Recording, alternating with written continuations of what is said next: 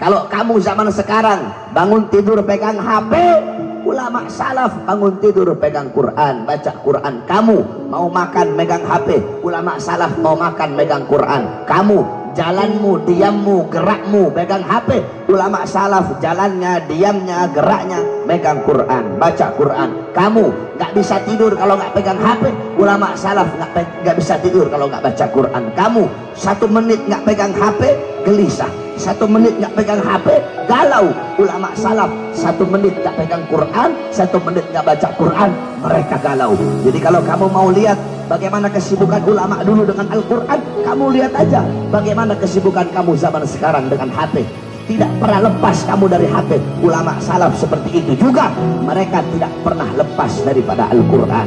Bahkan anak-anak muda zaman sekarang, orang-orang dulu, santri-santri dulu, kalau ketemu ulama, kalau ketemu habaib, ketemu kiai, ya habib, ya kiai, ya ustad, arsyidna, ahdina, ustad, kiai, kasih saya petunjuk, kasih saya nasihat, kasih saya wasiat, kasih saya ilmu, minta nasihat, minta ilmu.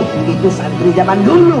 Santri zaman sekarang, ketemu ustad, ketemu kiai, ketemu habib, gak minta wasiat, gak minta nasihat, gak minta ilmu, gak minta berkah, minta selfie, saudara-saudara. Itu murid-murid zaman sekarang, itu santri-santri zaman sekarang.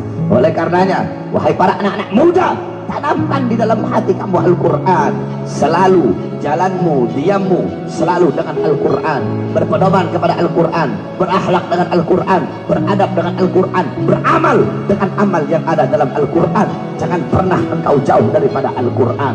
Wahai para anak-anak muda, kita umat Islam, selama kita masih berpegang teguh kepada Al-Quran, maka selama itu kita tidak akan pernah bisa dikalahkan. Dulu pernah berkumpul seorang pendeta, ada pemimpin pendeta, mereka para misionaris, para pendeta-pendeta, mereka semua berkumpul.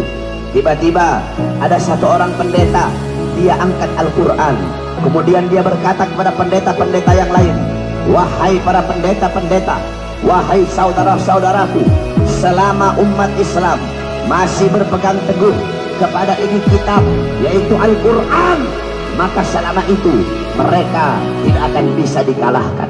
Tiba-tiba ada satu pendeta muda, dia ambil itu Quran, dia injak-injak itu Quran.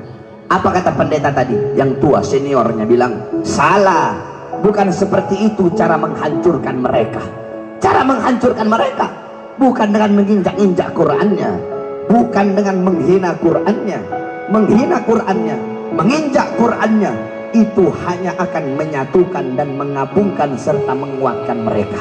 Contoh kemarin ketika Al-Quran dihina oleh Ahok, umat Islam bersatu, saudara-saudara. Cara menghancurkan mereka bukan dengan menginjak-injak Qurannya. Cara menghancurkan mereka, keluarkan ini Quran dari dalam hati mereka. Ketika hati mereka kosong dari Al-Quran, maka ketika itu mereka akan gampang kita hancurkan.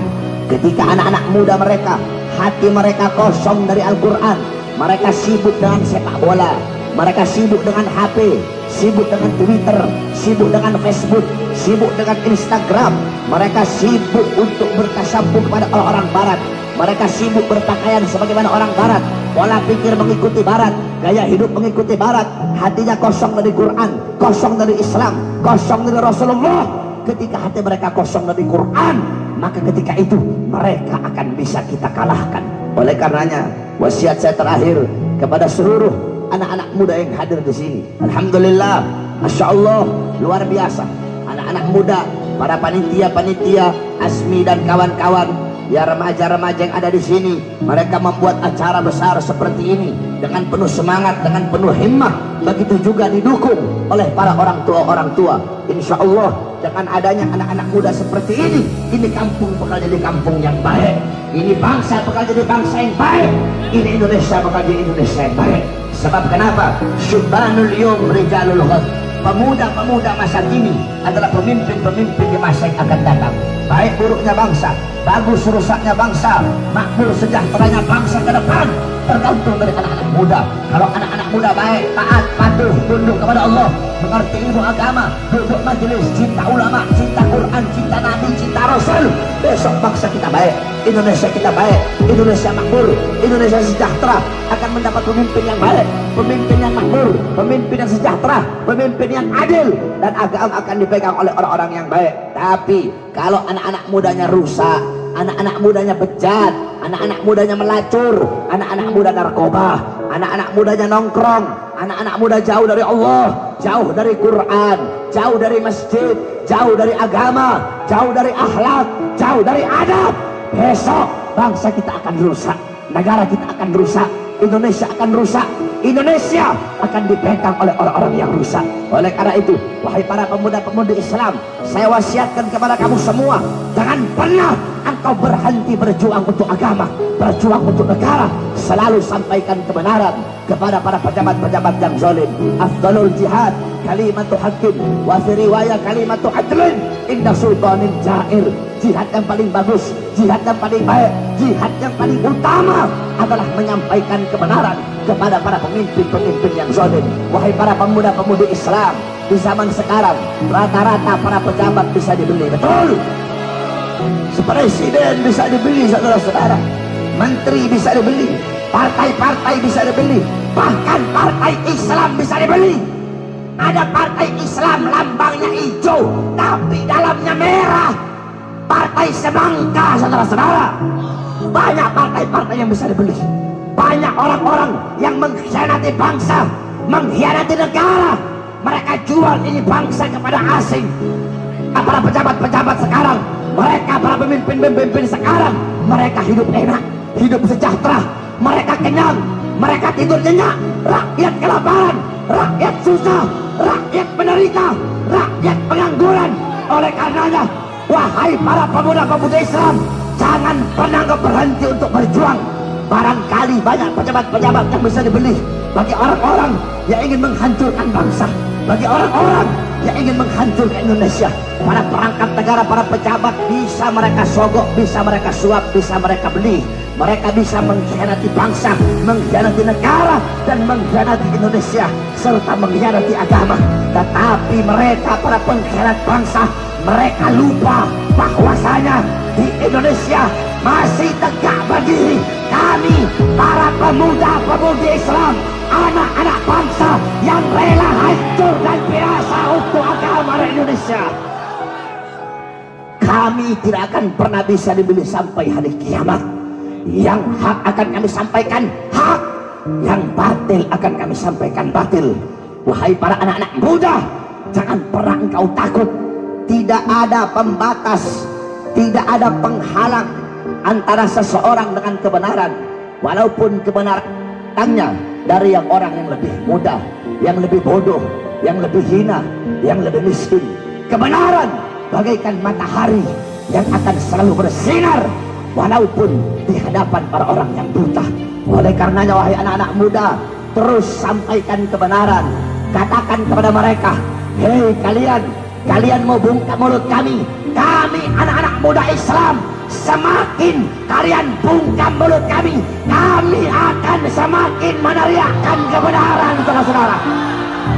Hei para musuh-musuh agama, para pengkhianat bangsa, demi Allah, jikalau kalian maju satu langkah untuk melawan agama kami, untuk menjual bangsa kami, untuk menghancurkan rakyat, untuk menyengsarakan rakyat, kalian maju satu langkah, kami pemuda-pemudi Islam Indonesia maju 1000 langkah untuk melawan dan menghancurkan kalian. Saya tanya pemuda-pemudi yang ada di sini, siap bela Indonesia? Siap bela Indonesia? Siap hancur demi Indonesia? Siap binasa demi merah putih? Allahu Akbar, Allahu Akbar, Allahu Akbar. Siap jadi muda yang baik, siap jadi anak-anak muda yang taat, siap jadi anak-anak muda yang patuh kepada Allah. Wahai anak-anak muda, kalian para anak-anak muda, kalian rela mati untuk klub-klub bola kalian. Anak-anak becek rela mati untuk Persija, anak-anak Viking rela mati untuk Persib, anak-anak bonek rela mati untuk Persebaya. Jikalau kalian rela mati untuk klub-klub bola kalian, maka kalian harus lebih rela mati untuk agama dan bangsa Indonesia, saudara. Kalian anak-anak muda, kalian rela mati ngetrek bawa motor di atas aspal, kalian rela mati. Jikalau kalian rela mati di atas aspal, maka kalian harus lebih rela mati di atas jalan dan relnya Allah Subhanahu wa Ta'ala. Jangan pernah kamu takut. Intan surullah yang surkum. Siapa yang menolong agama Allah, Allah tolong. Kamu jaga agama Allah, Allah jaga kamu. Kamu lindungi agama Allah, Allah lindungi kamu. Walaupun mereka punya segala-galanya, mereka punya harta, mereka punya pangkat, mereka punya jabatan, mereka punya tahta, mereka punya kekuasaan, mereka punya senjata. Jangan kau takut. Kita tidak punya apa-apa. Kita tidak punya harta, tidak punya pangkat, tidak punya jabatan, tidak punya tahta, tidak punya kekuasaan, tidak punya partai. Tapi ingat, kita punya yang tidak mereka punya. Walaupun kita tidak punya apa-apa, kita punya